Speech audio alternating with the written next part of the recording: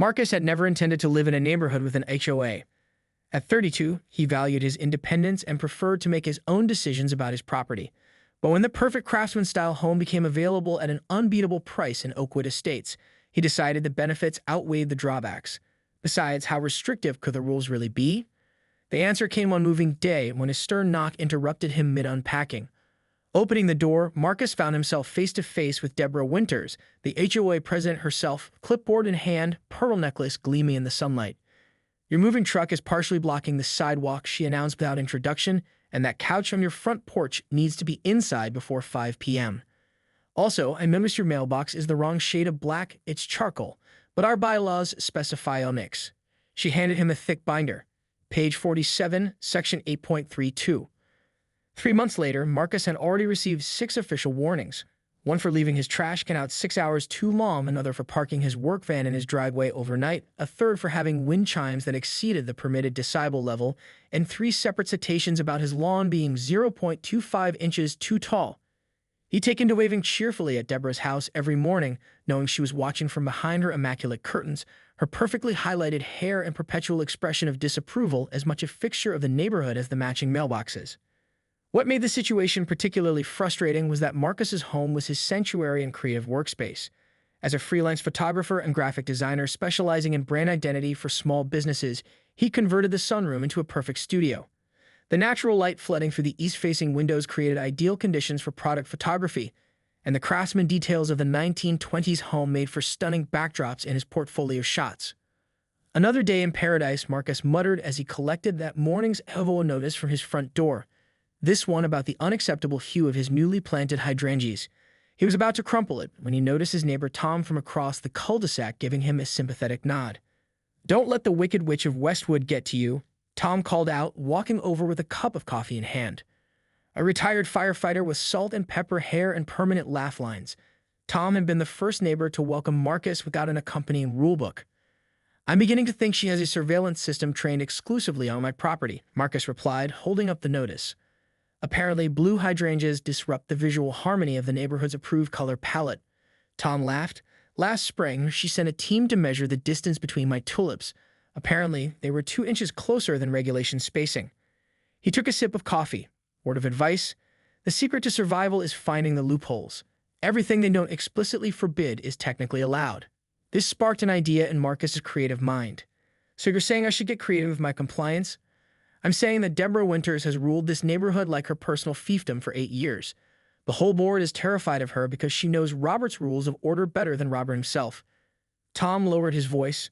"But between us, there's an HOA election coming up in 2 months, and rumor has it Eleanor Grayson is considering a run for president." The former principal. Marcus had met Eleanor at the community center. The formidable woman in her 70s who wore track suits exclusively in jewel tones and drove a vintage Mustang. The very same. She moved here after retirement and has been the only person who can go toe-to-toe with Deborah in a meeting.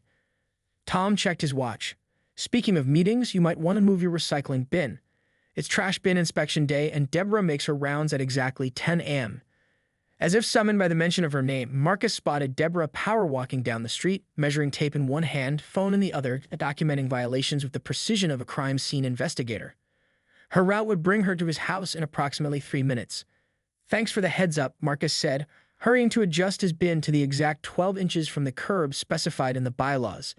As he did, he couldn't help noticing how Deborah slowed her pace when passing certain houses, her eyes narrowing as she scanned for infractions while practically sprinting past others, notably those with HOA board member placards in their yards. It was nearly midnight when Marcus finished a critical project for his biggest client, a rebrand for a major sportswear company that could make or break his freelance career. After hitting send on the final files, his phone buzzed with a panicked message from his friend Jake. "Dude, just remember I'm leaving for Antarctica at 6 a.m. Your camera gear is still here. Studio alarm set for midnight." Marcus sprinted to his car, a beat-up Honda Civic that had survived 3 cross-country road trips and countless coffee spills. The check engine light had been his constant companion for 2 years, and tonight it blinked with particular enthusiasm as he sped across town. He arrived at Jake's studio with 3 minutes to spare before the alarm system armed itself. Jake greeted him with bedhead and relief. "You're a lifesaver. If the alarm had gone off again, they'd have revoked my lease." They frantically packed Marcus' equipment, a collection he'd spent years building, piece by precious piece. The largest case contained a vintage film camera he'd restored himself, worth more than his car. "What's with all the plastic wrap?" Marcus asked as Jake encased a lighting stand in multiple layers. "Remember last time you transported this? Rain came in for your leaky trunk and fried a $600 light." By the time everything was loaded, Marcus's trunk looked like a crime scene. Plastic wrapped bundles secured with red bungee cords, odd shapes protruding at alarming angles. The trunk refused to close completely, leaving a 6-inch gap. A nearby street lamp cast an eerie glow on the whole scene, making the plastic wrap gleam wetly in the dark. "This looks ridiculous," Marcus said, stepping back to survey his car. "Like I'm transporting body parts or something." Jake laughed, pulling the bungee cords tighter. "Just don't get pulled over. I'm not bailing you out of jail when I'm supposed to be photographing penguins tomorrow. Speaking of which, why the hell Antarctica in October?" "Climate change documentary," Jake explained, tucking a final piece of equipment into the passenger seat. "Some tech billionaire's passion project. 6 weeks of freezing my lens caps off, but it pays enough to cover my studio rent for a year." As Marcus prepared to leave, the sky opened up. What had been a light drizzle transformed into a proper downpour, pounding against the studio skylights. "Perfect timing," Marcus muttered. "Just what I need with a half-closed trunk." Wait, Jake disappeared into his storage closet and emerged with a garish blue tarp covered in cartoon fish. "My nephew's kiddie pool cover. Better than nothing." They awkwardly draped the tarp over the trunk, securing it with more bungee cords. The result was even more suspicious looking. A lumpy, tarp-covered protrusion that screamed, definitely hiding so anything. "Now you really look like a serial killer," Jake observed cheerfully. "Good luck explaining that to any cops." "Or my HOA president," Marcus groaned, remembering Deborah's eagle eyes. "She already thinks I'm running an illegal business because my clients sometimes visit my home studio." "The dragon lady who sent you a citation for unauthorized wind patterns?" Jake shook his head. "How do people live like that?" "The mortgage was cheap and the light is perfect for shooting," Marcus replied, checking the weather radar on his phone. "Looks like I've got about 20 minutes before the storm gets really bad. I better go." The drive back was nerve-wracking.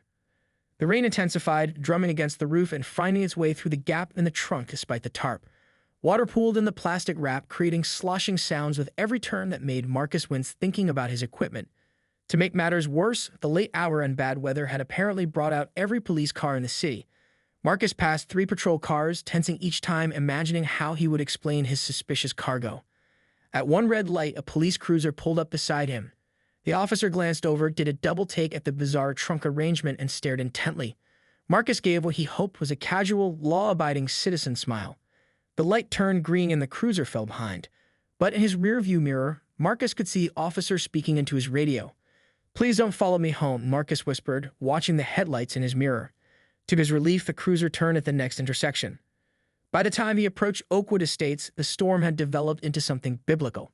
Lightning illuminated the pristine neighborhood in strobing flashes, and thunder rattled the collection of garden gnomes that marked the entrance to the subdivision, all arranged in perfect formation according to HOA Bylaw 12.7, acceptable garden decoration placement.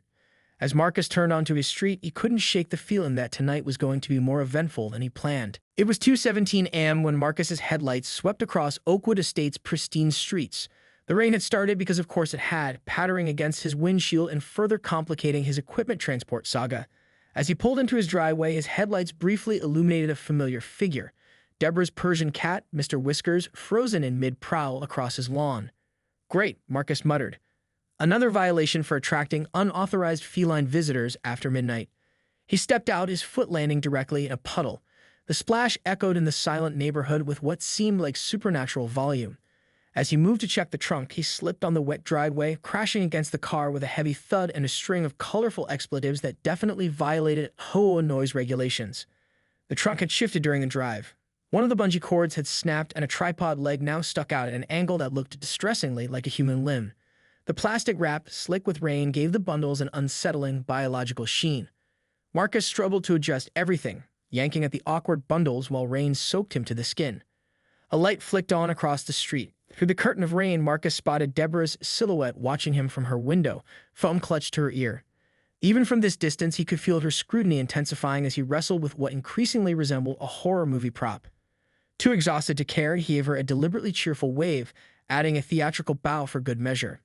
Let her think what she wanted. He abandoned the trunk and trudged inside, leaving wet footprints across his non-HOA-approved welcome mat, collapsing into bed without even removing his shoes. He was nearly asleep when a particularly loud crack of thunder rattled the windows. The power flickered once, twice, and then went out completely. Marcus groaned into his pillow. Of course, the power would choose tonight to fail, with thousands of dollars of photography equipment sitting in a leaky trunk. Reluctantly, he dragged himself out of bed and fumbled for his phone to use as a flashlight. The screen lit up with a notification. CVDR Muether ALERT Flash FLODang Posibel. Below it was a text from Jake. Made it to airport. Did equipment survive? Through the window, Marcus could see that the rain had intensified into what meteorologists might classify as biblical deluge. Water cascaded down his driveway in rivulets pooling around his car. The cartoon fish tarp had partially blown off, exposing the gap in the trunk to the elements. Damn it, he muttered, pulling on a raincoat. He couldn't leave the equipment out there all night, not in this weather. He'd have to bring it inside, piece by soaking wet piece. As he opened his front door, the security lights from Deborah's house suddenly blazed to life, illuminating his front yard with the intensity of a prison yard during an escape attempt. Either she had a generator or her power hadn't gone out. Both options seemed equally unfair. The next 20 minutes were a soggy, slippery ordeal. Marcus made 4 trips between his car and house, each time struggling with unwieldy equipment bundles. The plastic wrap had collected enough water to create disturbing sloshing sounds with every step. Twice he nearly fell, once catching himself on the HOA-mandated ornamental shrub that he never particularly liked but now owed his muddy dignity to.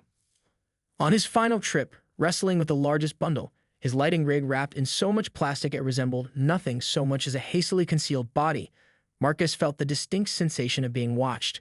He glanced up to see not just Deborah's silhouette in her window, but the flicker of multiple cell phone lights from neighboring houses. The neighborhood insomniacs were getting quite a show. Summoning the last reserves of his theatrical training from that one community theater production of Arsenic and Old Lace 5 years ago, Marcus gave a little twirl with his bundle, executed a surprisingly graceful dip considering the circumstances, and then took a deep bow toward his audience. From Deborah's house came the unmistakable sound of curtains being violently closed. Satisfied with his performance, Marcus hauled the final piece inside and closed the door. His pristine craftsman living room now resembled the back room of a particularly disorganized pawn shop, with dripping equipment bundles creating small puddles on the hardwood floors. Tomorrow's problem. He collapsed onto his sofa, too exhausted to make it back to the bedroom. Through the front window, he could still see Deborah's security lights blazing, and was he imagining it?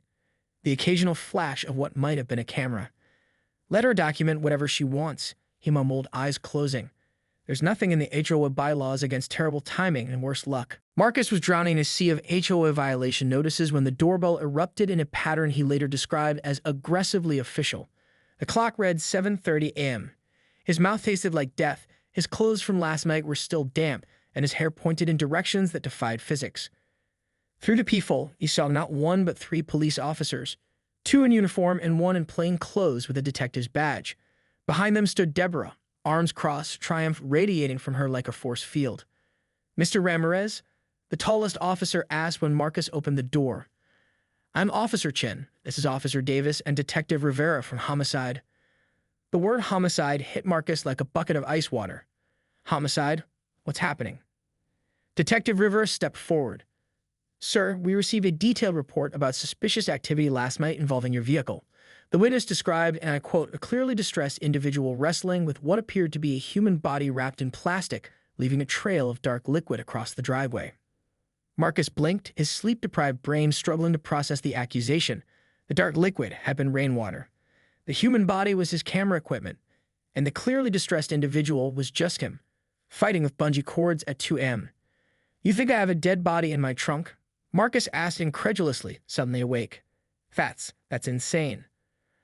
Officer Chen maintained a professional tone. "Sir, we're just following up on a report. If you have nothing to hide, this should only take a moment of your time." From beyond the officers, Deborah's voice rang out. He was driving in across the driveway. "I have photos."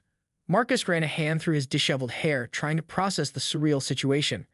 Behind him, his living room was strewn with the half-unwrapped photography equipment still dripping onto his hardwood floors.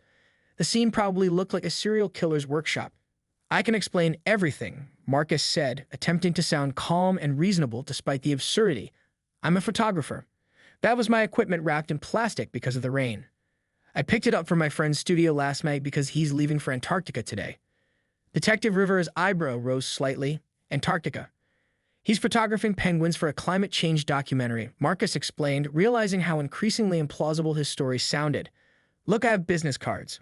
I can show you the equipment right now. Officer Davis pulled out a notepad. Sir, can you explain why you were moving this equipment at 2:17 a.m. specifically? The precision of the time caught Marcus off guard. How do you? I logged it, Deborah interjected from behind the officers. Along with the incident at 2:24 a.m. when he performed what appeared to be some kind of ritual dance with the wrapped object. That wasn't a... Marcus stopped himself. Look, can I just show you the equipment? As he turned to lead them inside, he caught sight of his reflection in the hallway mirror. He looked deranged. His hair was standing up on one side, his eyes were bloodshot, and there was a smudge of what he hoped was mud across his cheek. No wonder the police looked concerned. The officers followed Marcus with the cautious demeanor of people entering a potential crime scene. Detective Rivera kept one hand near his holster as they stepped into the living room. The plastic-wrapped bundles were scattered across the floor, some still dripping rainwater that had collected into ominous puddles. One particularly large bundle had slumped over in a disturbingly human-like pose. That's a lighting stand, Marcus said quickly, pointing to the most body-shaped package. And that's my vintage Hasselblad camera, he added, gesturing to a smaller bundle wrapped in so much plastic it resembled a severed head. Officer Chen surveyed the scene with professional detachment. Sir, would you mind unwrapping some of these items? Marcus nodded eagerly, relieved to have the chance to prove his innocence. He grabbed a pair of scissors from a nearby drawer and approached the largest bundle. As he began cutting through the plastic, a rush of collected rainwater gushed out, splashing across the officer's shoes. Detective Rivera jumped back. What the... Sorry. I'm so sorry, Marcus said, frantically mopping at the puddle with a nearby sweater. The plastic collected rainwater during the storm. As he continued unwrapping, each layer of plastic revealed more water, creating an increasingly large puddle on his floor. The officers watched with a mixture of suspicion and growing discomfort as Marcus wrestled with the unwieldy soaking mess. From the doorway, Deborah watched the proceedings, her expression gradually shifting from self-righteous certainty to the first hints of doubt. When Marcus finally unveiled the professional lighting rig, unmistakably photographic equipment and definitely not hum, the procession in Marcus's car resembled a small parade. The officers led the way, followed by Marcus in his rumpled clothes, with Deborah maintaining the running commentary from a strategic distance. The commotion had drawn an audience. Neighbors in various states of mourning dishevelment peered from windows, porches, and driveways. I have it all on my security camera, Deborah announced to the gathering crowd. He was out here for nearly 15 minutes, struggling with something heavy. Marcus's car sat in the driveway, looking particularly guilty in the morning light. The trunk gaped open exactly as he left it, plastic-wrapped equipment glistening with dew. A trail of muddy footprints led from the car to his front door. Sir, would you mind opening the trunk fully? Detective Rivera requested, hand resting casually near his holster. Marcus complied, yanking the trunk all the way open. The bungee cord that had been barely holding it shut snapped with a dramatic twang, nearly hitting Officer Davis in the face. The officers stared at the contents. The plastic wrap had condensed overnight, creating an even more disturbing tableau, equipment shapes distorted by moisture, pools of water collected in the wrapping folds, and what appeared to be rust-colored stains where his ancient tripod had bled some of its corroded metal onto the plastic. That's not a body, Officer Chen said, the tension visibly leaving his shoulders. It's my photography equipment, Marcus explained, peeling back some of the plastic to reveal an expensive camera lens. My friend wrapped everything because my trunk leaks when it rains. These stains are just rust from my old tripod. Detective Rivera examined the equipment carefully, then stepped back with a sigh that seemed equal parts relief and annoyance. From across the street, Deborah's voice rose in disbelief. Well, what about the blood on the driveway? I saw him dragging something heavy. All eyes turned to the blood, a trail of rusty water from the leaking tripod, already fading in the morning sun. Man, we've investigated and found nothing concerning, Detective Rivera said to Deborah with the practiced patience of someone who dealt with neighborhood disputes before. There is no body, no crime scene, and no evidence of foul play. By now, the entire street had turned into an impromptu town hall meeting.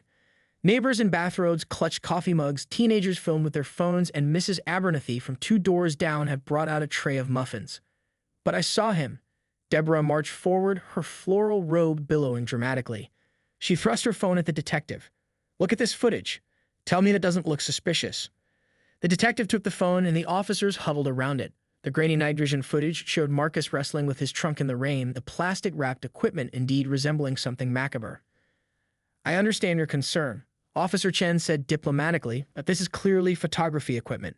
Photography, Deborah scoffed. At 2 a.m. in the rain, nobody does that.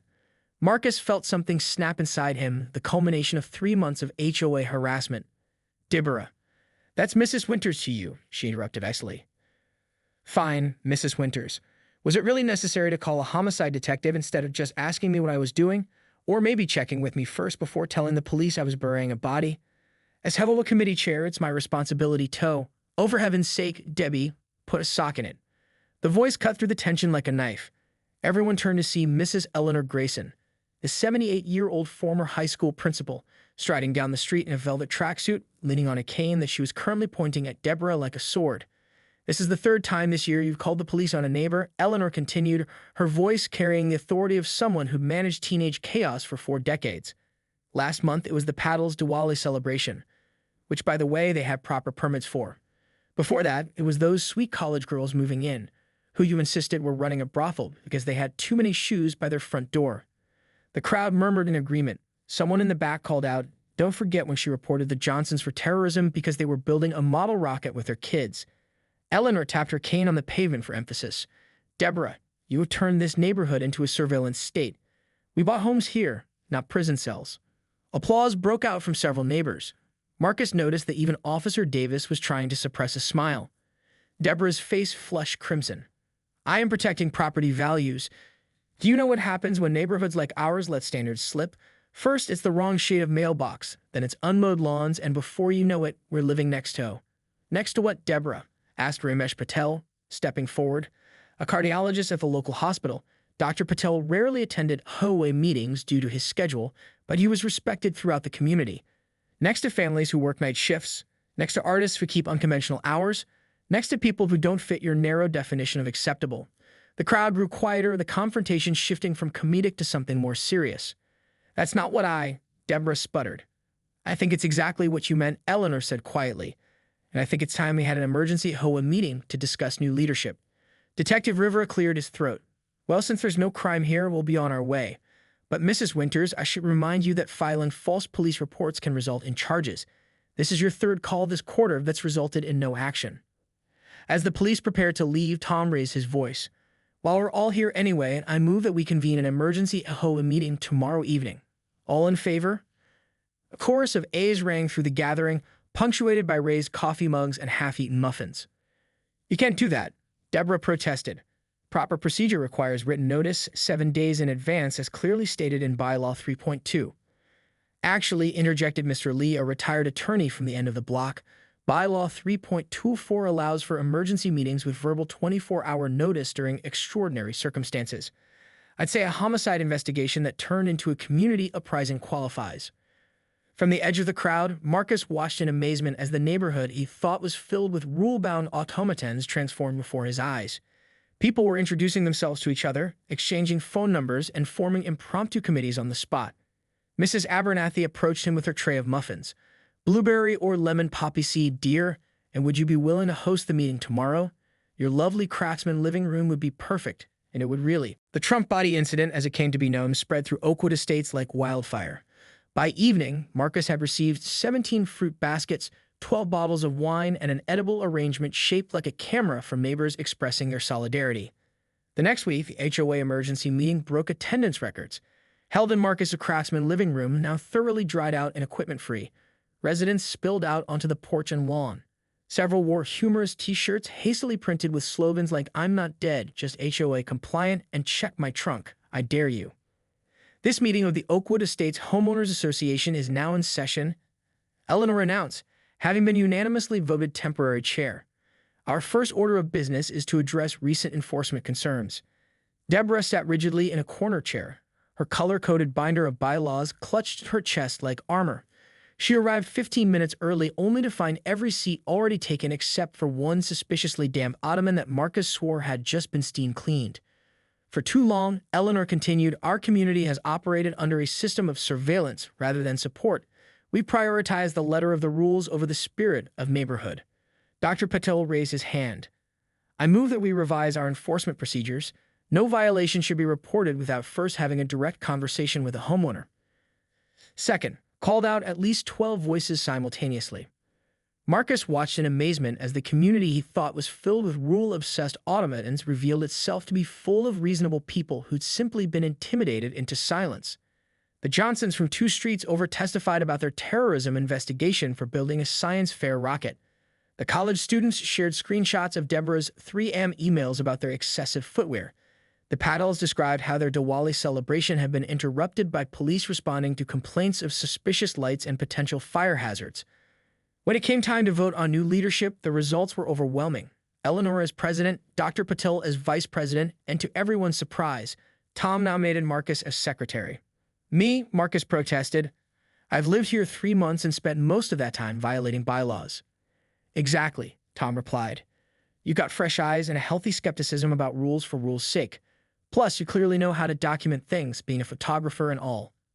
As the meeting adjourned, transformed into a potluck dinner that technically violated bylaw 16.7 regarding unsanctioned multifamily gatherings, Marcus found himself approached by a subdued Deborah. I suppose you're enjoying this coup, she said stiffly. Marcus considered his response carefully. It's not a coup, Mrs. Winters. It's community course correction. And for what it's worth, I understand you thought you were doing the right thing. You just got carried away. Her expression remained stern, but something shifted slightly in her eyes. The property values in this neighborhood have increased 18% under my leadership. My methods may have been zealous, but my intentions were to maintain standards. Nobody's saying we should abandon standards, Marcus replied. But maybe we can enforce them with a bit more humanity and a lot fewer police calls. The story went viral after Marcus's neighbor Amy, a journalism student, published an article titled CSI, Homeowners Association in the local paper. It was picked up by national outlets, and soon Marcus was fielding calls from morning shows and podcasts about HOA overreach. His photography business boomed. There was something about a false murder accusation that made wedding clients trust his ability to handle chaos with grace. 6 months later, Oakwood Estates hosted its first annual trunk show block party, where neighbors displayed their most innocent but suspicious-looking hobbies in their car trunks.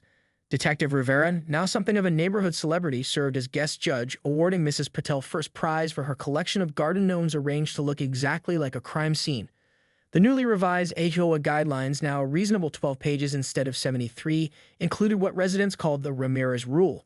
Before reporting a violation, neighbors must have a direct conversation with each other. The result was fewer complaints but more community connections. As for Deborah, she gradually found a new role in the neighborhood. Her attention to detail and encyclopedic knowledge of local regulations made her the perfect consultant for residents navigating permits for home renovations. Her first client, Marcus, who needed help getting approval for a professional studio addition to his garage. According to City Code 47(3), you'll need additional parking accommodation if you're operating a business from home, she informed him.